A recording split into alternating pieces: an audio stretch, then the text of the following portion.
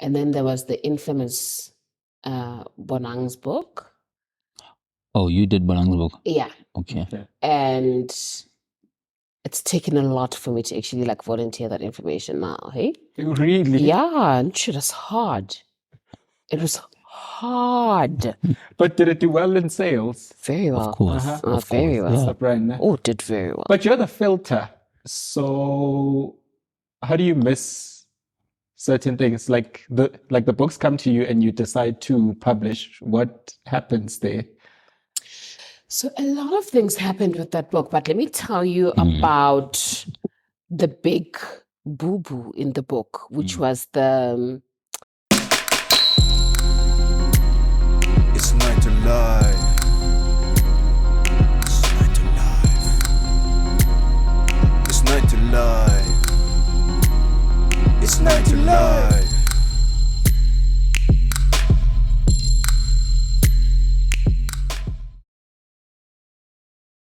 Director will direct us.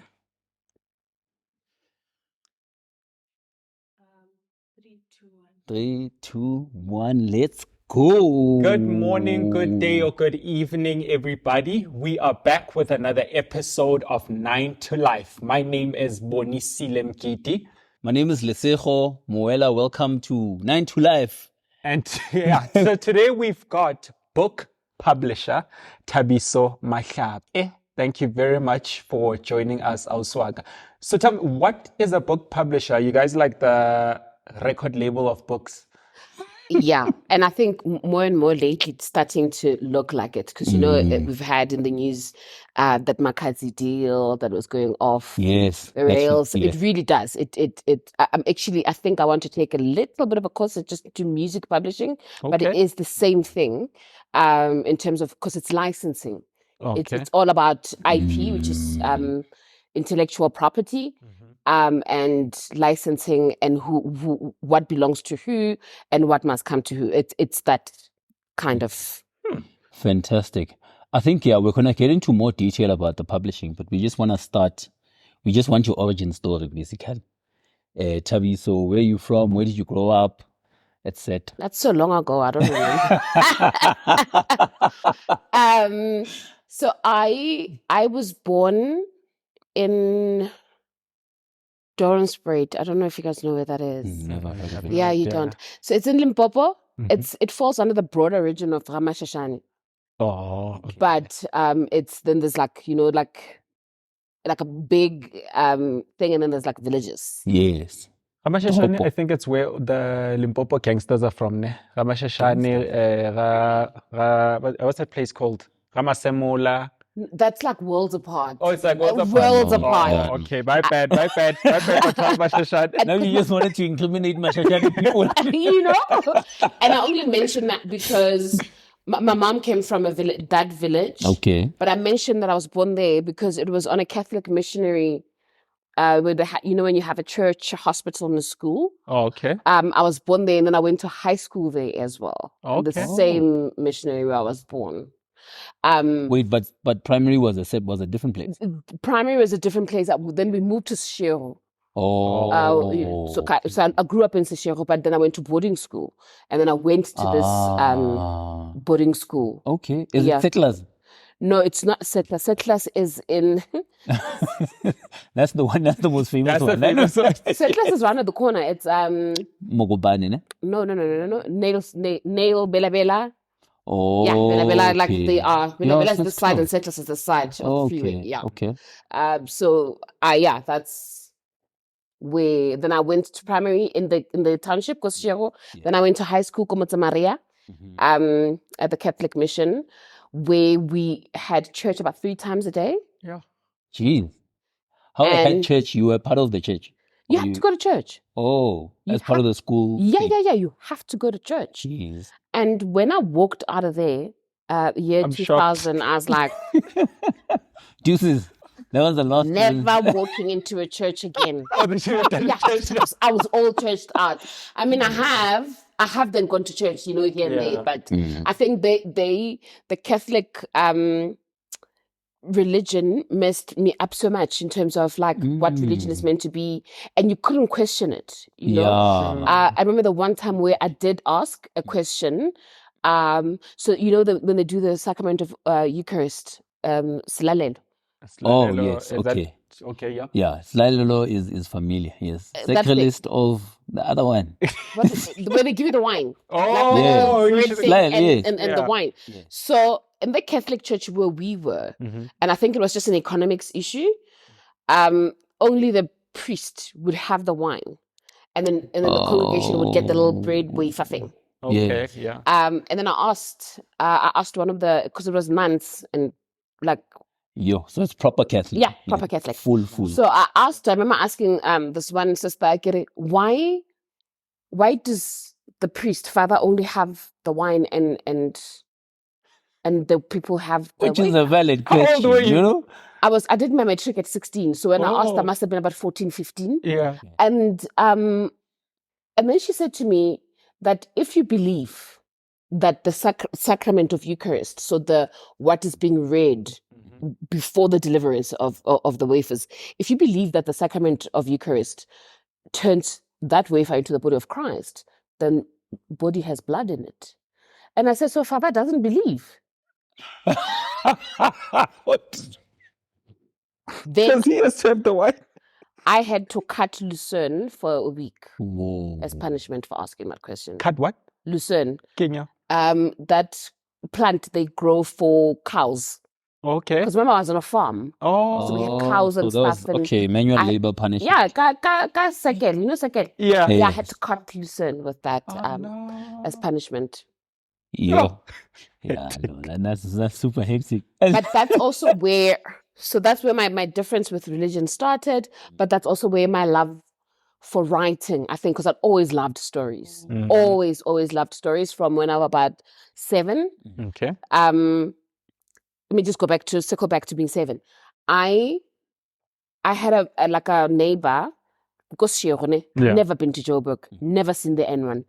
And the neighbor's kid, Onadulale, his grandmother here in Joburg. And he went to St. Stephen's on like, Yo. Okay. you know, but the grandmother was a domestic worker, so the people that the grandmother worked for adopted him and Okay. put him through. Even St. Stephen's, yeah. And so he'd come home with this really posh English, right? And I only knew 3 English phrases: I can't see, I don't know, I can't smell, or something like that. Yeah. And so when he spoke to me, I've just kind of like interchanged them, you know, insert whichever one. I can't see. Yeah. Good morning. How you doing? I can't see. smell. Yeah, I don't know. And I think the one time Wow. I must have used one that was so wrong that even my mother burst out laughing from the kitchen. And I thought, look, I'm not going to be humiliated by this language. Yeah. I'm going to teach myself this language Learn, proper. yeah. So I started teaching myself how to read. I started with my dad's newspapers, and that got grim because then the minute my comprehension cooked in, then it was just The like contents, hard yeah. news, Seeing what's you know? happening. Yeah. And then I kind of find stories. Like I don't come from a family with like a bookshelf and whatnot, but I kind of found stories like books, with the Reader's Digest that would come with no covers. Yes. You know, those kind of things. And then I started attending like a Saturday school. You know, we were doing like white people coming into the township and kind of teaching you maths and English and all of that. Oh, okay. And there was a school next to where we did the Saturday school that had been kind of burnt down in what must have been protest. And everything had been taken from the school, the chairs, the desks, everything. But the library was untouched. Wow. okay. Interesting. The library was untouched. So I would go forage in there every Saturday. Just like whatever I could take in my backpack. Yeah. Okay, Every books, yeah. Saturday. And that's how I started my book collection. And that's how I kind of Wow, got lovely. into stories and I started reading. And then by the time I'm in high school, Thabiso, wait. When you say that no one looted the library, and then you are now taking books to start your collection, You so are you the one. looted the library. and nobody ever put it like that. It's funny because Like what I the was community thinking. didn't loot here. That's what I was thinking. Yeah, I looted a like, my gosh. I actually never are the thought one of it that like looted, that. yeah. I looted the library. You Oh my gosh. What was she? And so by the time I'm in high school, I've kind of like graduated from just reading, but now I'm writing as well. Mm-hmm. Like, we used to have these 2 choir notebooks, the black ones with the red trim. Yeah. Yeah, so I'd write stories in there, and then they'd kind of get circulated in the schoolyard, like a library. So like there was a system. If when this one finishes, then they must go. Then they must go. Then they must go. And these are your stories. Yes, those were my stories, and so I knew very early on that I wanted a career to do that had to do with words and writing. But this is like before 2000. I did my matric in the year 2000, and I knew nothing of publishing. I thought the only way to do anything that had to do with words, because we didn't get career counseling and guidance and all of that. And I thought the only way was to become a journalist.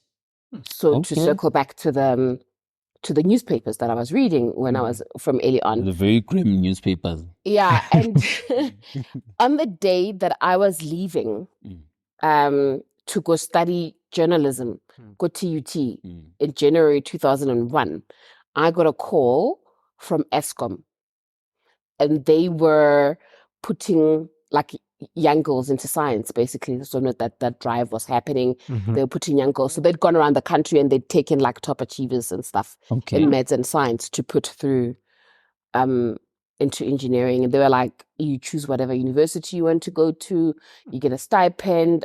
It's like, well, who needs words? Yeah, no. It was a different time. So you took up the bursary? Yeah, I did engineering. It's like, who needs words, right? Okay. Oh, interesting. We have a lot of engineers on this right? There's like a trend with engineers. I don't know. Maybe they like podcasts. Okay. So you didn't study journalism? I didn't. Oh, interesting. I didn't finish engineering either. Okay. Hey. It It showed me flames. And I think also... Now we understand why Eskom is the way it is. Engineering Also, I was 17 when I started. And I had gone through life. Like my life had never been hard. Like other than my mom dying when I was 12, but my life had never been hard. Everything came easily to me. Like I didn't have to study. I never used to study. I just went to class and I got what I got and I went to write and that was it. I mean, I'd practice here and there with my mates, but I used to read, like we had study, go boarding, obviously. Yeah. I don't know, you guys are young, so but there's this a maths book called Pythagoras, and it used to open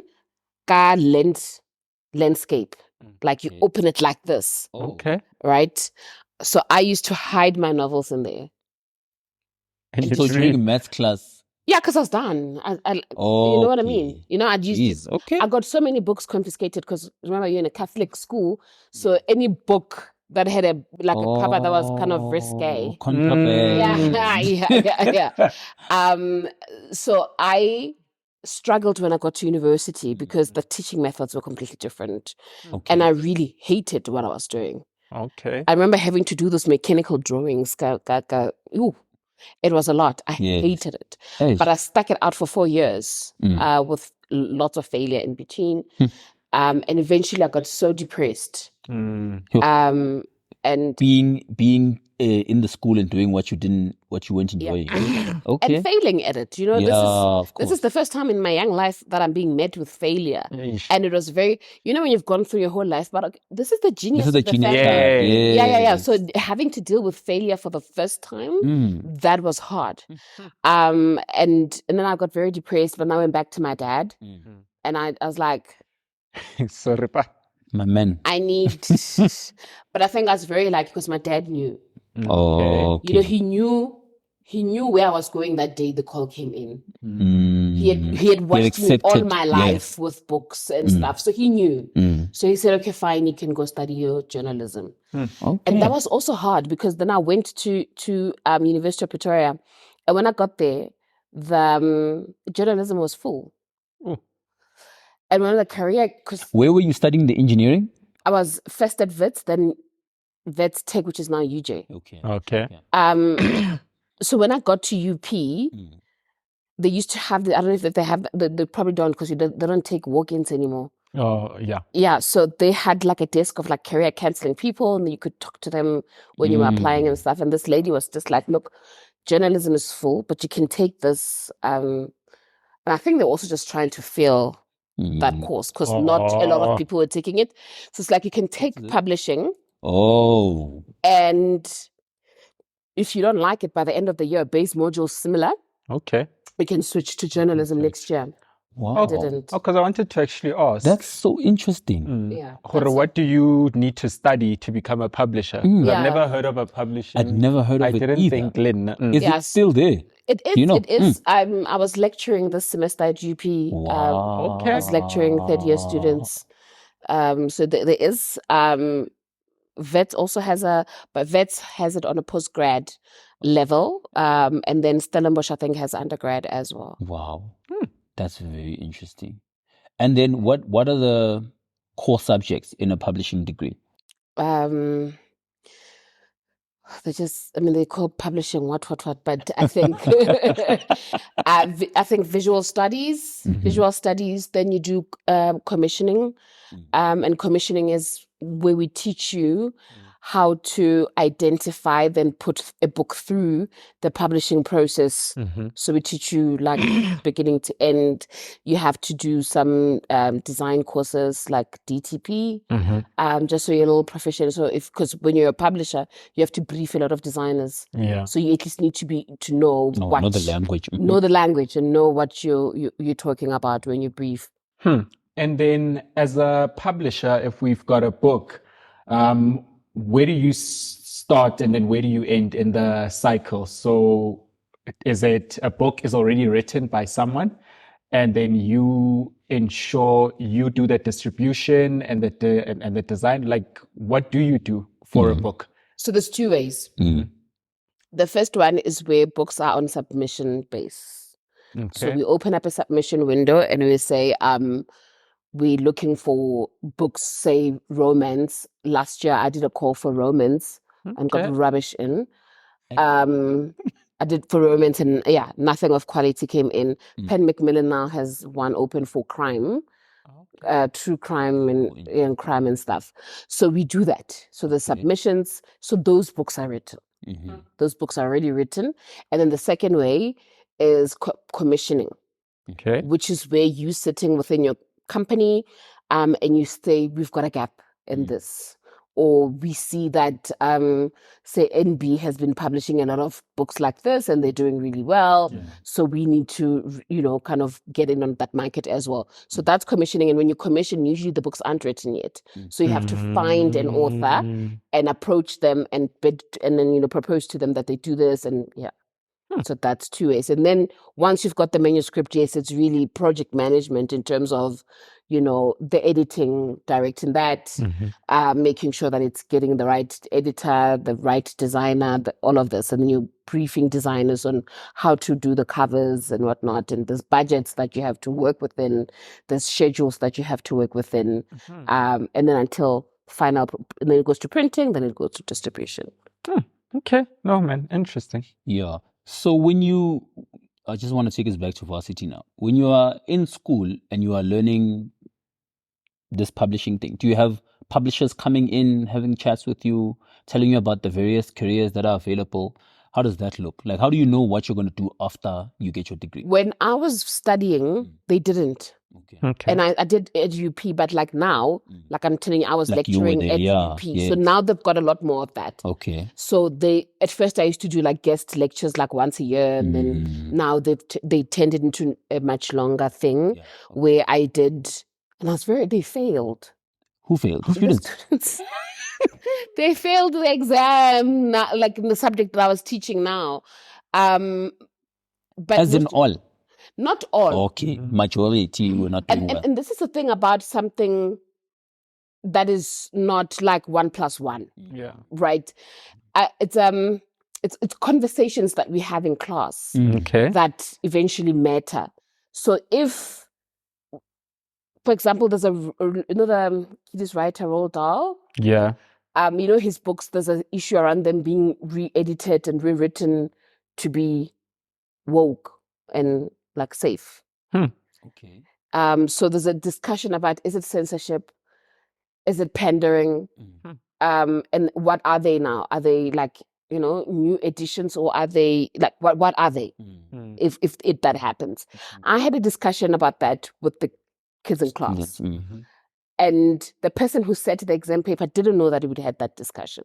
Okay. And then they had a question on that, exactly what we'd spoken about in class. The people that were in class, They did passed. well.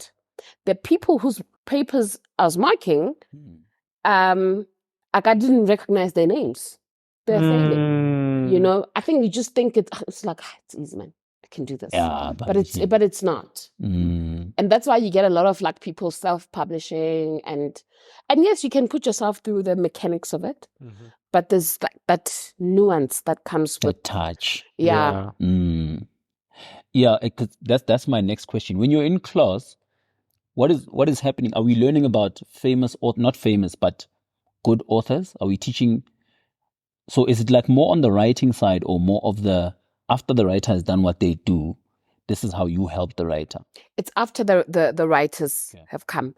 But one of the courses that the students have to take is English. Okay. So literature studies. So they do their writing there. So, for example, you have to write a paper analyzing a book, and you'll get the tools, like the English lecturer will give you the tools on how to analyze a book. So how to know that the characters are either full or too much, or they're not there at all. Those kinds of things. So you learn about what makes a good story there. And then after that, you need to identify a good story in publishing, in the publishing module, so that you can take it through the publishing process. Wow, beautiful.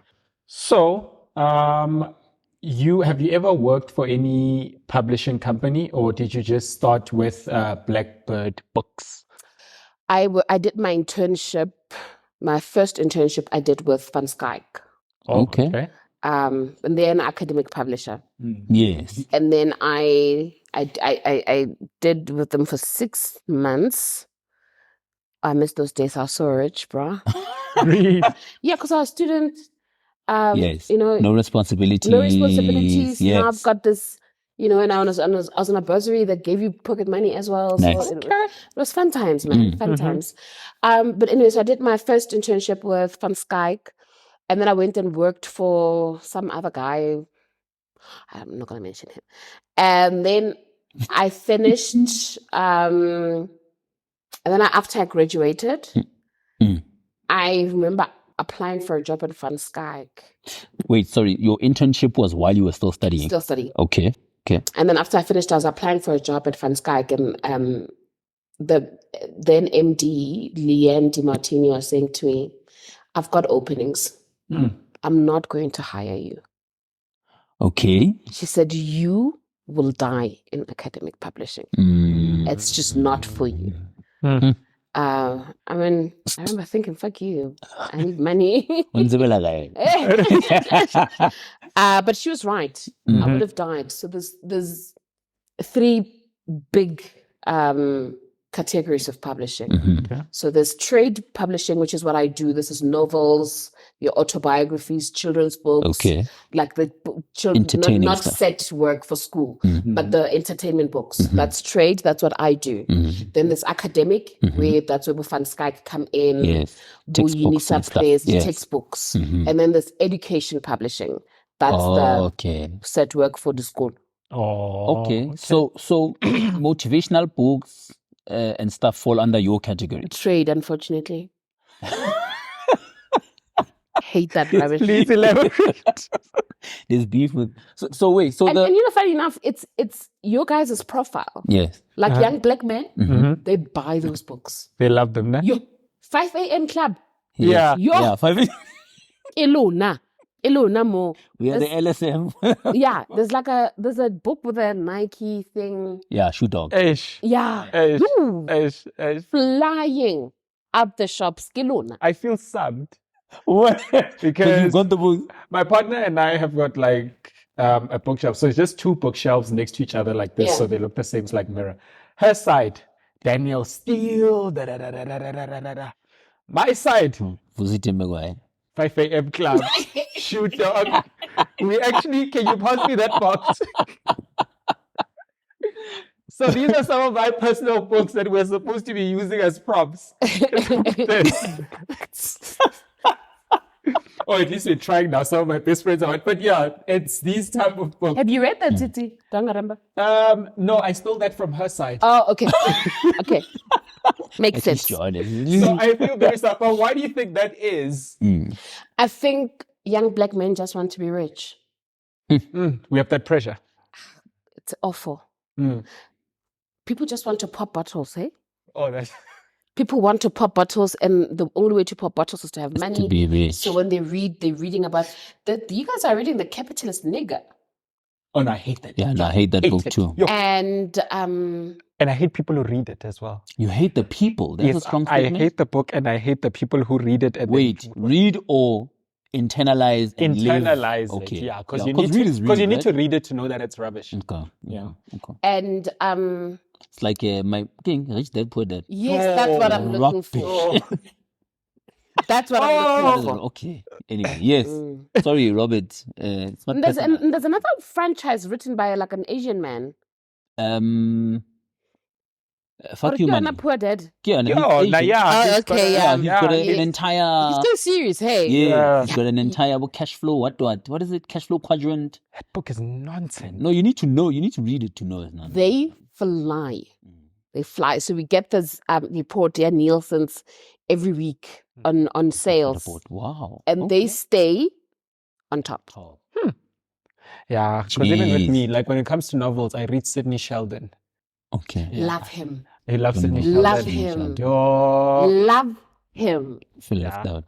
You feel like I'll give you a few books. Sidney Sheldon, John Grisham. My man. Hey, I Ah. love. I've actually, because I read them like a long time ago, and you know when you're still young and moving about and you get they get lost. I've now started restocking them, Me too. so I'm collecting them again. I've got a shop in Joburg. Is it? Yeah. So Like after this, I'm hooking collecting them again with the Danielle Steele, but it's also because I want my girls to grow up having like a lot to read from. So like I obviously I work with literary works and I read a lot of literary works, but I want them to have the joy of just reading outside of that. So with Sydney, it was when I started having an interest in reading. My dad used to have a collection, which we lost when we renovated, things fell, and then things got wet. So there was nothing else to read, just like with you, like with newspapers and Sidney Sheldon. But they were not really happy with me reading Sidney because his sex scenes, like in the Stars Shine Down, when he's talking about how Lara, this and that, Hectic. it was not comfortable. And I was reading that at like 8 or 9, but my dad just gave up. You know, But anyways, let's not get lost. We'll have this after the interview. We'll have this talk after the interview. So what have you guys, you have a company, Blackbird Books. Yes. Oh, still going through Wait, there, but the career. Yes, Oh. please. Tell me. So then I didn't work for like a year. I didn't have a job, like I do like an admin job here and there because the publishing industry, and this is one of the things that varsity doesn't prepare you for. Very tiny, impenetrable. Like it's very hard to get in there. And so the Publishing Association of South Africa was running an internship program in 2010. So I'd finished in 2008. Okay. So only in 2010, I got a job. It's 2 years actually. So they were running this program and I got placed at Jacona Media, where I worked until Blackbird Books. And how long was that? It was, Blackbird Books was started in 2015, so 5 years. And then I was with them for 5 years again with Blackbird Books. It was a JV between me and them. Oh, nice. And then I went independent in 2020, right at the beginning of the pandemic. Eish, timing. Yeah. Painful timing. So take me through the decision to start with the JV first. What was happening then in your life, in your mind? What were you thinking? Were you frustrated?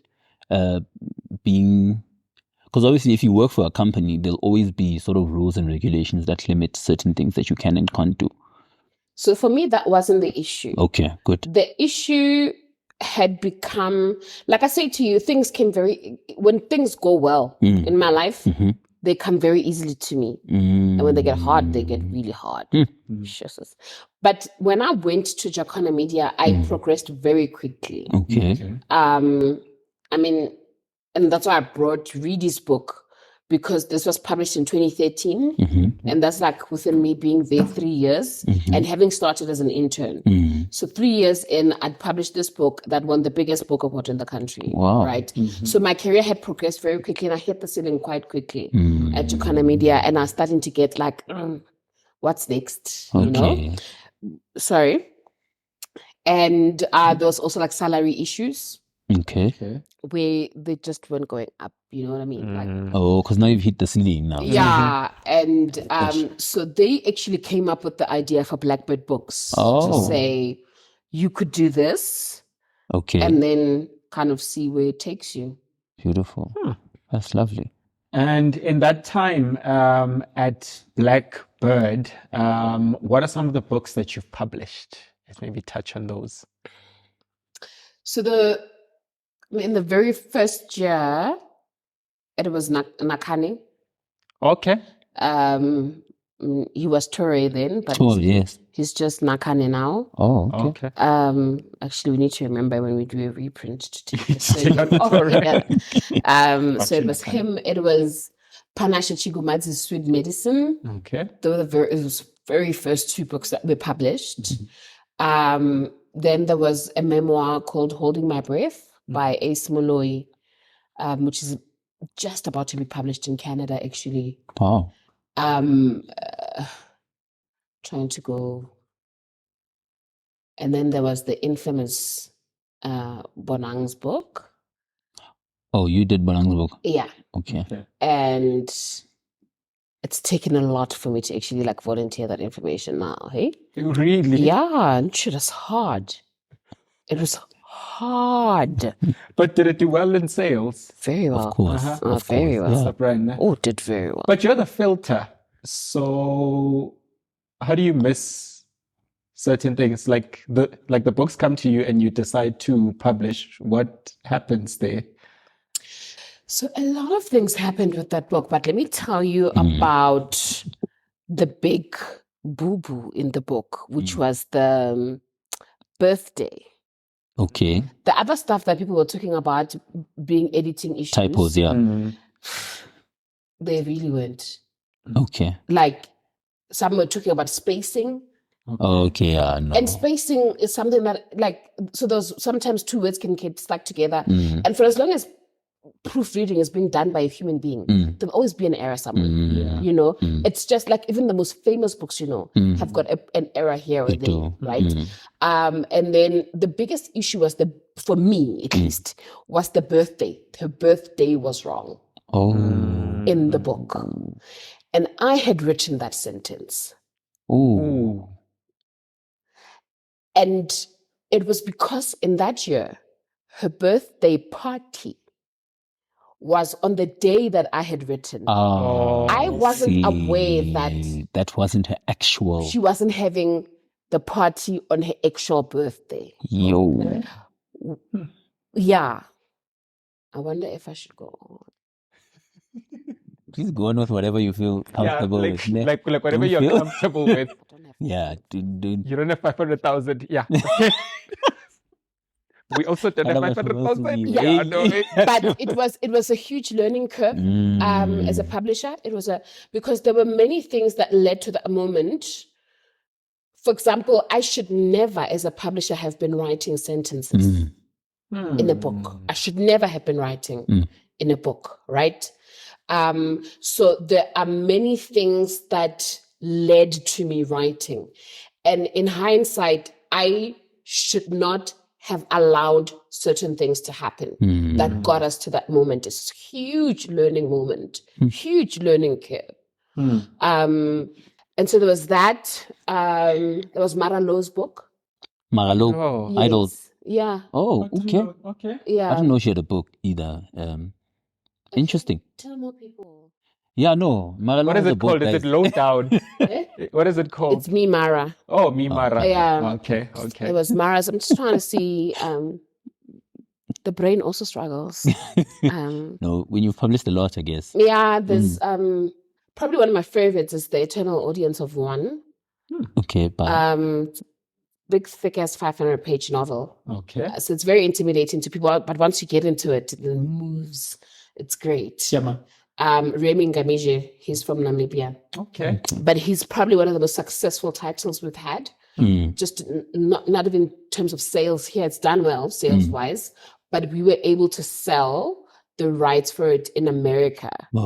Because that's another aspect to publishing. It's like when you do it as a business now, where you have to, constantly be talking to people across the globe to try and sell rights and or license rights to people to republish the book there in different markets. And that's how you measure success sometimes. Beautiful. But it shouldn't be the goal, I think. Okay. Talk to us about the landscape in South Africa. How many readers do we have? Do you know that data? Do we need more? How far are our books reaching? Can you spell the ghetto?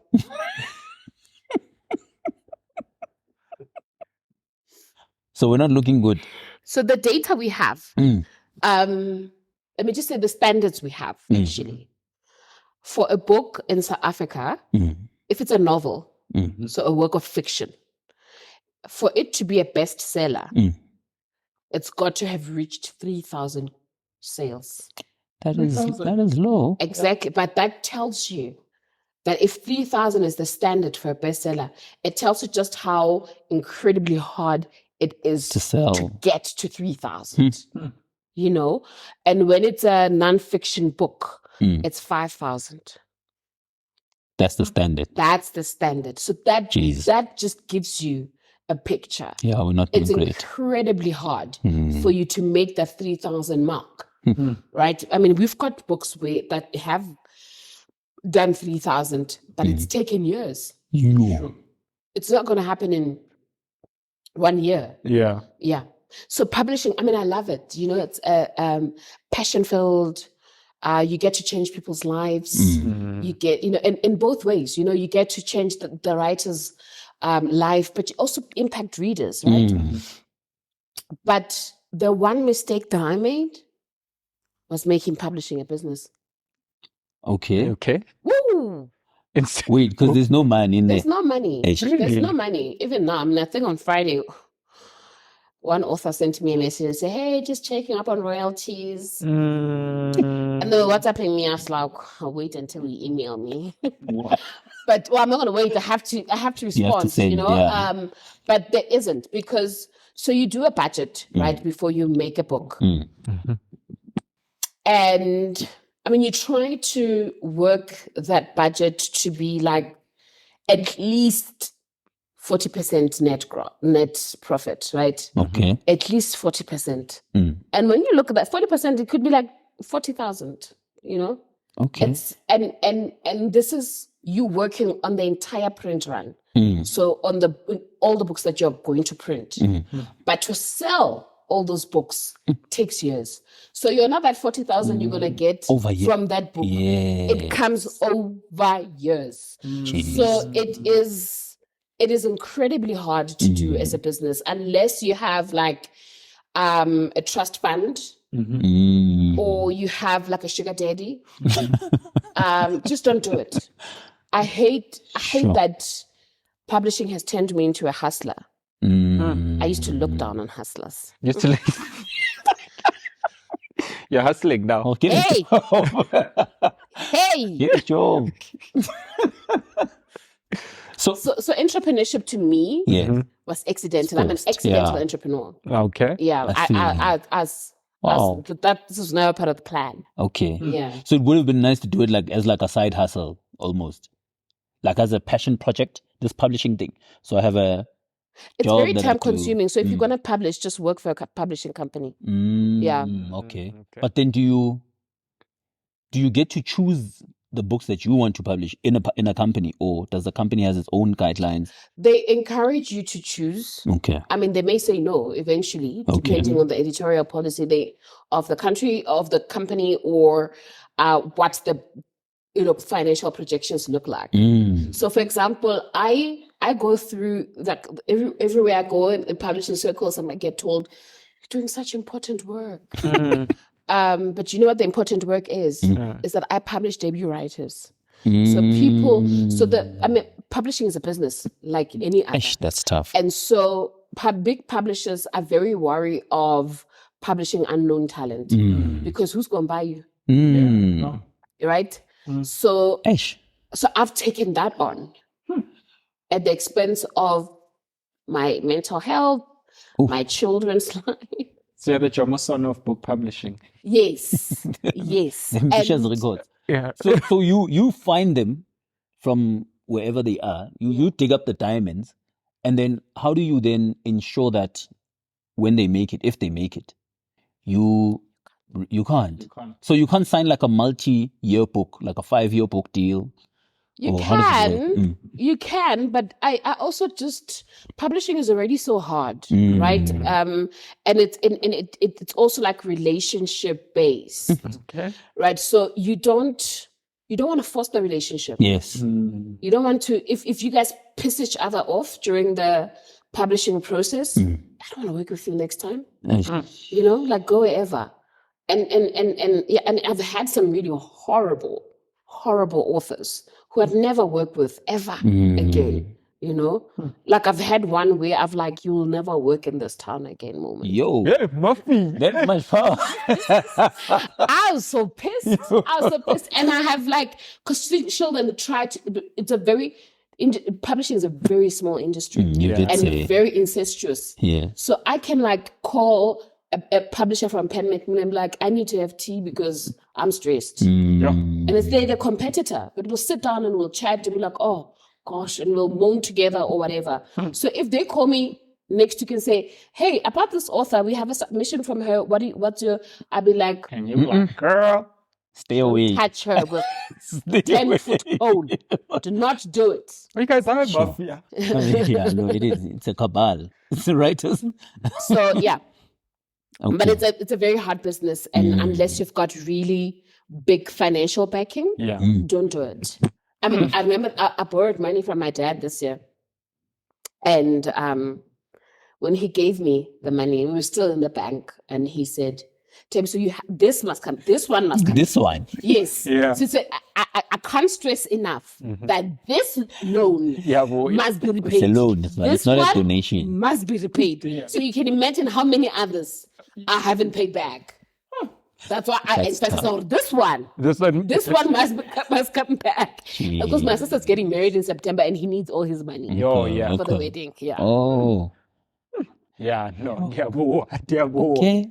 So you gave us a few names, and it sounds like you do black books. Yeah, black writers, black stories. Blackbird. Why? There aren't enough. We live in a country where 80% of the population is black, but the publishing landscape is the inverse. So it's, for me, it's really important that all kinds of black stories be told. Yeah. Okay. I just don't like the kind of Scandalous. No, I love scandal. Oh, okay. What I don't love is this, like a lot of books that are getting self-published, and I imagine they're getting self-published, like people are publishing themselves Because they know the kind of thing that publishers would touch. Yeah. Like, but these are books like he cheated on me. Oh. My tears do not fall on deaf ears, kind of things. like sad, depressing. No, like people go through a lot of shit in life, right? Is that Mrs. Cheesecake? I don't know who that is. Oh, Jesus, cheesecake. So I wasn't subbing nobody. Okay. People go through a lot of shit in life, right? Like abusive husbands, disease, and the thing is, some tragedies are just that, tragedies. They're things that you carry. They need not be a book. Not everything needs to be a book. Not everything needs to be a book. Do you know what I mean? And there's hardly ever any creativity in the writing. Because Oh. writing is an art form. Mm. You know, there's got to be, I want an author, you know, my style is motivated by James Baldwin, but I put my own Twist. turn to things. Like, Batum, show me something. Mm. You know, I want, show me something. Okay.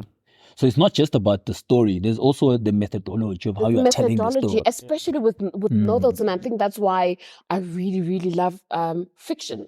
Is you can experiment so much with how you tell that story, right? And then with things like memoirs and autobiographies as well, they fall under what we call creative nonfiction, right? Yeah. So people now, it makes me hate reading autobiographies. It's I grew up and then. The story. It's a timeline. Yeah. It's a just the- timeline. Man, take me, surprise me. Yeah. You know, make me twist and add, like just give me something. So we don't have a lot of that. And you know, fiction gives you so much like license to do so work. much. Yeah. And you could really you could be telling your whole life in a fiction title and just say it's fiction. That's what I want to do. I want to write a book on my like sex life. Okay. And just say it's fiction. Well, you told it on 9 to If 11. someone comes and says, "Is this me?" Yes. Yeah. It's fiction. Why do you want to make us read about your sex life, Thabiso? I think it's been very interesting. Okay. I've learned so much about who I am and who I'm supposed to be through some of the things I've done for, with, and during sex. Okay. Yeah, no. It's a sex life book, my brother. I don't think so. I could not have even put it like that.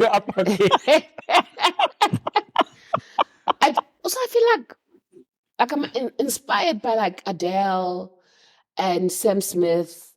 Okay. Okay. Oh no, then it is wild. No, also those people go through shit like romantically, turn it into music and bang. You know? And look, I've lived a very Artists, yeah. colorful life. And I do, one day I will. But, and I say sex because that's the gripping part of it. But The gripping. Oh, fuck off. Well, that's not a lie either. Bye, Balo, le podcast. Bye, Balo, today. But it's my sex life as a fat woman going through the world.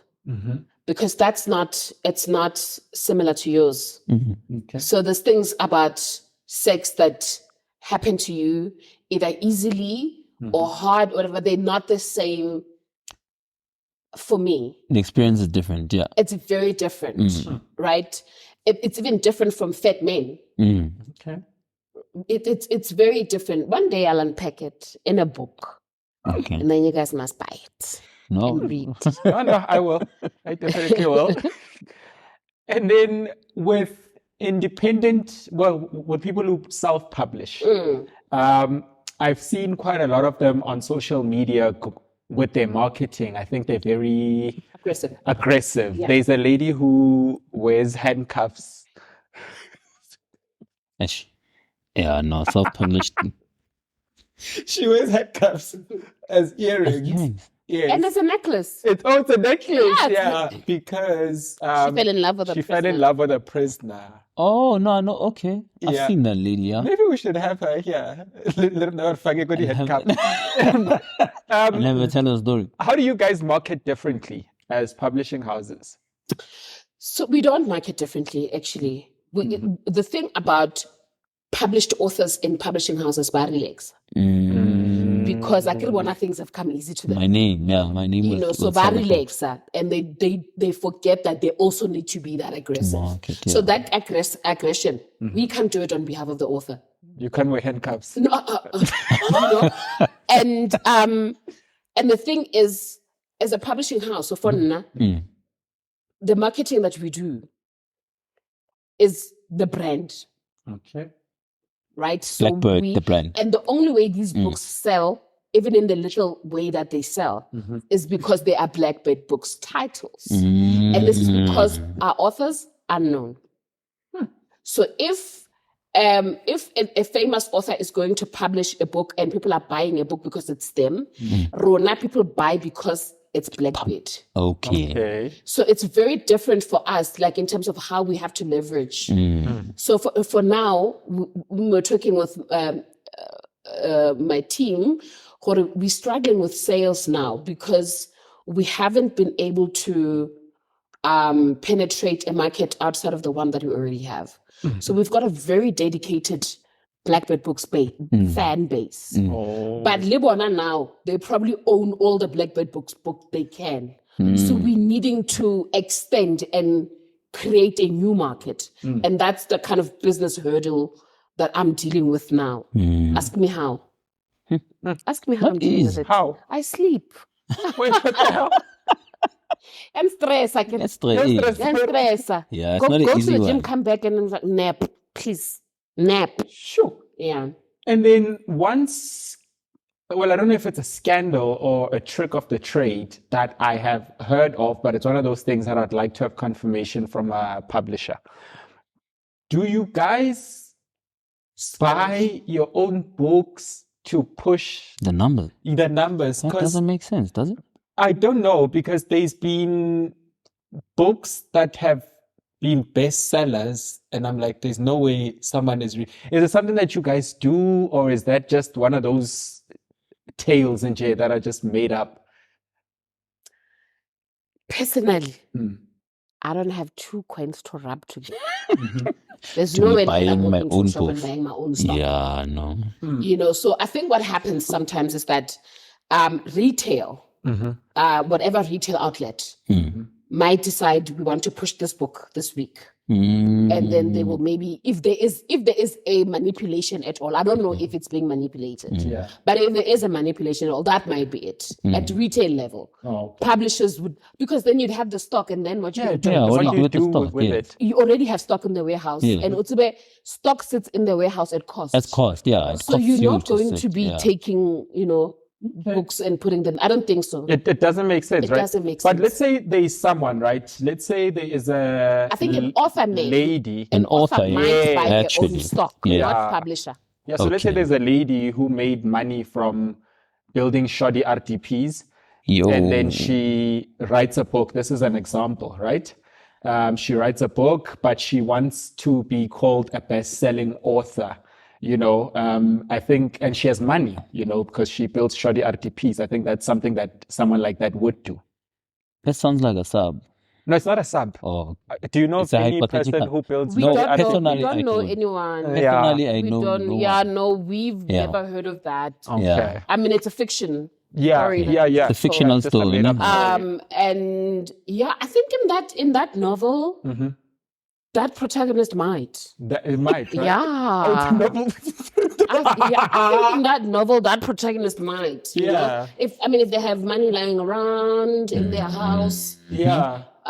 because they have, They would open the keys yeah, to their Yeah. success. and then give them away. Yeah. Yeah, Okay, perfect. Yeah. Makes sense. Very interesting. I think so.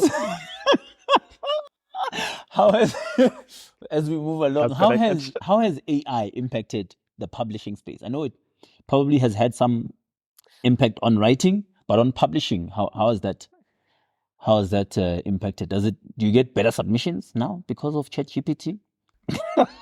No. I haven't encountered it. I haven't encountered it on a submission basis. So I have closed submissions in the Okay. past Okay. 2 years or so. So I haven't seen it. And it'll be interesting. If anything happens, it's going to start in the north. So Okay. America, Yeah. Libu UK. We'll If see it anything there. happens, it's going to Yes. start there, and then it will trickle down to us. So we'll watch. I think that's the only nice thing about being where we are is like what most publishing trends start in the north, and we get to watch and prepare based on what they go through. For example, with audiobooks completely took a big part of the market share there. So they making a killing with audiobooks. So they've, worked their models to accommodate that and do that. Here it hasn't. And why is We're that? starting to prepare for it. Honey, people don't buy books to begin with. Okay. Yeah. So to get them to buy audiobooks, they don't want to listen to a story, novel. They want to hear that Michelle beat up someone. Yes. So allegedly. So if you had that voice note circulating, they would listen to it, right? And then there's also like e-copies, right? Like Kindle, all of that. Yes. Yeah. So Leone, huge market share That side, in the north. Here, not so much. And what we're finding here with the data is that the people that are buying ebooks here locally, most of them already have the print version. They just want to travel lighter. That's me. Yeah. So it's not. So the digital market has not affected us. Also, there's a huge digital divide, really, in the continent. So it hasn't affected us yet, but we stay prepared for it. I haven't gone into audiobooks yet because look, too much cost for something that is not established. Okay. But converting books as ebooks is really, really, really simple. It's simple and not expensive. So we do that. So all our books are ebooks as well. Oh, So we lovely. started preparing for that. So if we wake up tomorrow and then there's a new reader like segment of the country that want books, they'll find them. Okay. Yeah. Lovely. But the distribution for it is really expensive. Like putting them on Amazon. So, there's gatekeeping everywhere, right? And so certain retailers, so even in physical form. So if you call Exclusive Books now and say, I've just published a book. I want to distribute it into your stores. But we can't, because you can't just come with one book. Like go to a distributor. Only will work with a distributor. So it works like that. Look at the EE platforms as well. I see. So they'll only deal with this distributor. So we used one called Gardeners, and then Gardeners will then take the book and distribute it to all the different platforms. Okay. Or others work label IPG or whatever, but like you work with a distributor. But also it makes the accounting easy. Because if accounting to publishing houses, 10 publishing houses who have, say, 1,000 titles among them, is easier than accounting to 1,000 authors. Do you know what I mean? So that's where the gatekeeping comes in. But there's also like a logical reasoning for it. But now the platform, say Amazon will take a discount, because that's how it works. That's how you get poor. They'll take a 40% discount on the retail price, and then the distributor takes their 40% off the 60. So by the time it gets back to you, and then the author gets how much? Because you also need to go share it with the author as well. Oh my goodness! But it's also like that in physical. The shops take like average 45 to 50% discount. My goodness! And then the distributor takes their cut from that money that you get in. Then the money that gets to you, you must pay your overheads, pay your staff, and then and then pay the royalties to the team, to the authors. I mean. Yeah, that's not so. How do you guys work on a royalty basis? That's fine. We pay royalties once a year, and they start at about 10%. To the author. 10% of the retail price. Absolutely not. 10% of what we get. What you get. Net receipts. Because how can I pay 10% on monies I don't have? I get you. Now I hear what you're saying. It's no money. Pow. Yeah. And then when a book is in a store, when do you make money? Does our Exclusive Books buy the books? No, or do you only make money after they sell? Yeah. After they sell. Yeah, it's consignment almost. It's on consignment basis. Yeah, so they take the books, they'll pay their distributor 60 days after. And the distributor will also pay you 60 days after. Just like government tenders. Yeah. And then if, say after 90 days, I think they've paid you 60 days, 30 days ago. So at 90 days, if the book didn't sell, they're returning it. Your stock. Yeah? They return your stock. Yeah, they return your stock, then you owe them. Then the distributor puts a negative on your balance sheet. Or you owe them for the space on the shelf that you occupied. No, I think they've already paid you for it. Oh. And now it's still here. Now they're returning it. Now you must betal back. So you can't, even when the money comes in, you Engineering can't would just chow it. I should have tried harder. Engineering would have been easier. I should have tried harder. Yeah. I really should have tried harder. But I've had really incredible moments as a publisher publishing, and I mean I wouldn't take them back for anything. But I mean, am I ready for my next thing? Okay. So for the sake of relationships, I'm not going to ask you which author you thought would sell well, and then they didn't. But I want to ask you which book surprised you? Like from the ones that you published, where like, we are eating here. Like, we an 8. But I think If You Keep Digging by Keletso Mopai just like did so well and was just like, whoa, hey. And then there's also a title called All Gomorrahs Are the Same. Who's that guy? It's a girl, Tenji Mswan. Okay. Yeah. And she's just like masculine presenting lesbian. Okay. It's a woman. Sorry. And there's Naledi's book is also doing very well. In fact, I must tell you something about Naledi's book it's just not ready to mention. Okay. To the world, yeah. Now shout out. No, fantastic. I had a whole bunch of questions about publishing. I don't think we want to get to them in the time that we have allocated. You, right? I think I'm shocked. Right? Yeah. I just checked the time now and we've been going for an hour. One? I'm like... Because I've got like one, before we get okay, it's fine. Let me do one then. Yeah. The publishing industry, how has it impacted the film industry or other adjacent industries? Because in Hollywood, a lot of books get converted into movies. Yeah. How's that in South Africa? To answer you, there's a producer, very well-known producer who does a lot of stuff on local TV. Okay. Who has tweeted on multiple occasions just how much he hates reading. Yo. Okay, that answers that.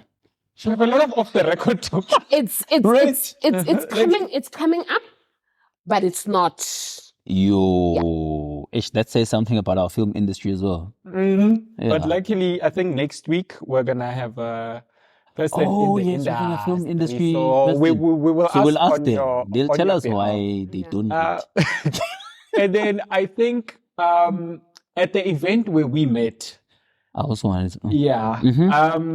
We came there as people who we buy books and stuff, but we are outside of the South African author space. It was said to be very small. So yes. So we got to that event, and I think we were the outsiders.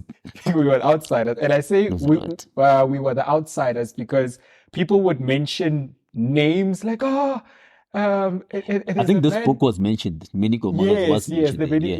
Yes. Which one? The Miniko Moras. Yes.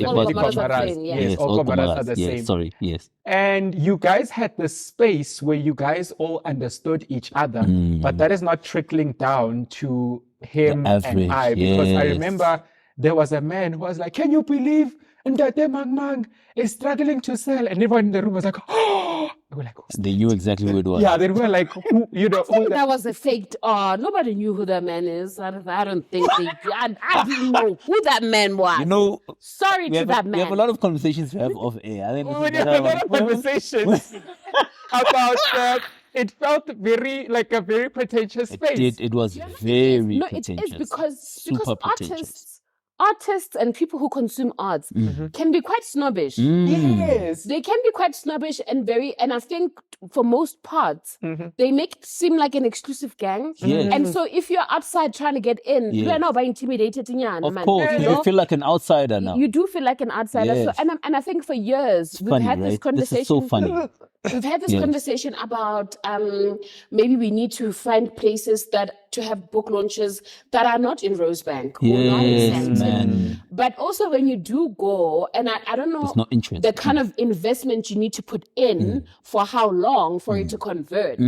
But you go to these places where they're usually very successful other events to have a book launch, but it doesn't land. Still doesn't. Because it's a book launch, right? So I think it does need, it needs some kind of investment. It does. To come in. I mean, like Maboning and whatnot, but Maboning is also like very an artist space and like There's a lot going on there. Yeah, there's a lot going on, but it does. I get the exclusivity and it's really yeah. Because remember the debate about what was it? The difference between an award and a prize. Yeah. I think what got to me, what got to me and what made me realize that the space is small is that I went to greet a man who, I can't even say and you're now. actually talking about the same person, right? I don't know. It is the same person, yes. I met a guy there and I liked some of the things that he raised. And I said to him, hi. And because he was convinced that there's no one outside of the space who was there, he was forcing to act like he knows. You are. Yes, you. When last did I see you? I'm like, my guy, we've never met. Other, but because you know that in the space it's rotational, it's very pretend. You have to know me. And I'm like, why don't you welcome that there will be people outside of the space that you will meet? That's very interesting. And why are you acting like you know me? Right. I don't know you. That's why I get it. That's also part of what makes our current business issue very difficult because within the community, we've gotten to everyone. We've gotten to everyone. Yeah, no. But we're now needing outside. We need the unlikely reader. We need the unlikely Blackbird Books reader. Like that's who we need now. And unless we push out of this. I also feel very intimidated at times at this Really? place. I swear to God. Thabiso. I swear to God, because these are, like, for example, now my memory is shit. Okay. I've got, ask me anything that happened when I was 3 years old, I can tell you. Wow. But something that happened 2 years ago. And then now I need to remember mama. It's very difficult for me. I sometimes feel very, very intimidated in those spaces myself. I'm very glad to hear that. I don't know about you, but and at the same time, the conversation was about how the literature sort of space is not pervasive, it's not spreading, but at the same time, the whole we need to keep it amongst ourselves. That's how it felt like. So that was a bit of a paradox for us that we didn't know how to handle. But do you have another one? What happened to the that book festival? Is it the Abantu Book Festival? 1, 2, 3, 4, 5. That long? No, I'm just trying to see what I should say as I'm counting. Oh, it's a little tough. So the festival organizer was outed as an abuser. Oh. And so, the art space is very unforgiving on those kind of things, as it should be. And so his festival couldn't have gone on, but I see he's trying to launch himself back, so maybe it will come back.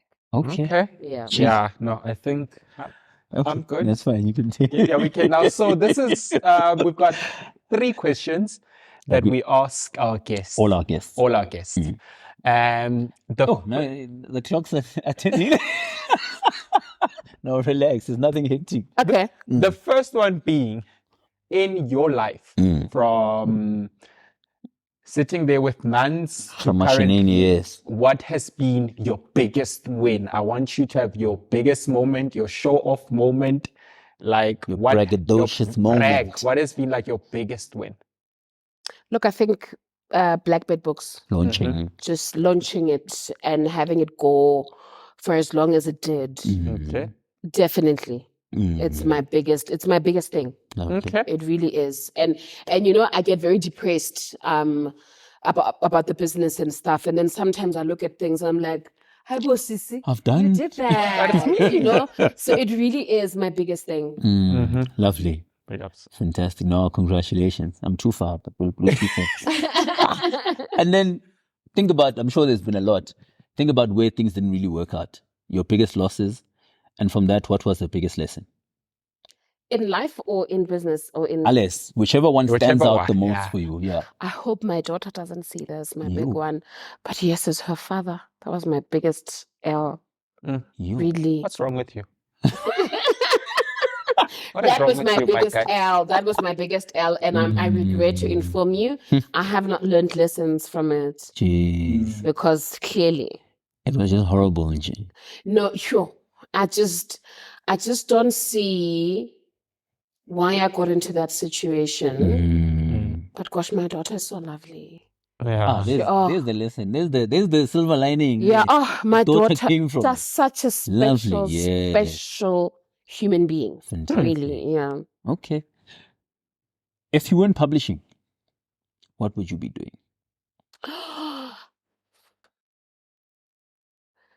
I think TV, radio, broadcasting. Oh, okay. And Broadcasting. I think I may still want to do that. Actually. that was my next question. Yeah, I may still Why want to do aren't that. you? What's stopping you from doing that? I don't know. It's just a lot of gatekeeping. Okay. Media. Start a podcast. Hey, it looks like a lot. It looks like a lot. And I did have the idea for a podcast because I started watching this UK podcast, Shits and Gigs. Okay. Yeah, shits and gigs. And I love it because it's a lot of rubbish, right? But it's smart rubbish. Oh. So I'm like, those two guys, man, that are always telling jokes. The yeah, one that you you sent had me. in James. Oh, did I send you something? Yeah, light skinned dude and the dark skinned dude, they're telling jokes, man. Like a lot of dry joke. Okay, anyway. Yeah. Yes. You'll send me the link. It's just like it's so, I fall asleep to it, right? Okay. Because it's light and fluffy, but really also like by well informed people. Oh. So, for example, like it's very difficult to listen to local podcasts because I don't like not people that are not well informed or well read or like kind of, and it comes across when you speak. Okay. It comes across as a person how much you know or don't know, right? And those guys, like they could be talking about the silliest hookup that they've ever had, right?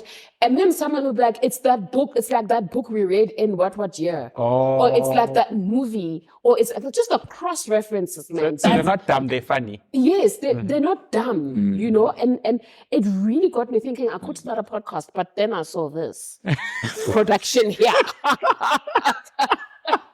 Well, interesting you, my sister. That's weird. No, so we are like firm believers in start with what you have. Yeah. You know, so That's actually what I did. record on your phone. So that's what we did, and but it's taxing. No, it's a lot of Like you know how you tell people don't go into publishing. Yeah. Guys, don't start Don't a go. podcast. Just that it's too late now. We've got 1,000 subscribers, so now we have to. Now we've made the commitment. Now Yeah. we have to follow through. And it's also like something nice to have, you know. Life gets so draining and so mundane and like every day. Just to have something that Have a excites sit you down, and yes. you in life. It's great. Yeah. No, Lesego, I think we have covered it. Yes. I'll see. Thank you so Thank much you for so joining much us. for coming. Eh? Thank you. I had a so great much time. for coming so early in the morning as well. Do you have any closing remarks on your end? Oh wait, can she just promo some of the books? Yes, absolutely. Yeah. Yes. There's one there. Do you want to bring it? Invisible Strings. That's right. I'm connected to things here. Yes. Let's just give shout outs to your books. Yeah, so Invisible Strings by Naledi Mashishi. Like also very typical Black story where there's this young girl who has powers. Oh. Okay, so it's a fiction. It's a work of fiction. It's work of fiction, Beautiful. and her family discovers she's got powers, but then they land in the wrong hands. Like a charismatic pastor Beautiful. who then uses the kids' powers to start a huge ass church. So that's And it's set in South Africa, obviously. it's in that's it starts beautiful. it's in Bosoto, Alexander, and then like sort of the surrounds. no. Naledi, if you're watching, we are gonna have you. I will communicate with Naledi. She needs to come. She's leaving. She left yesterday for London. Sorry. Shame. And we're not. Shame. Sorry.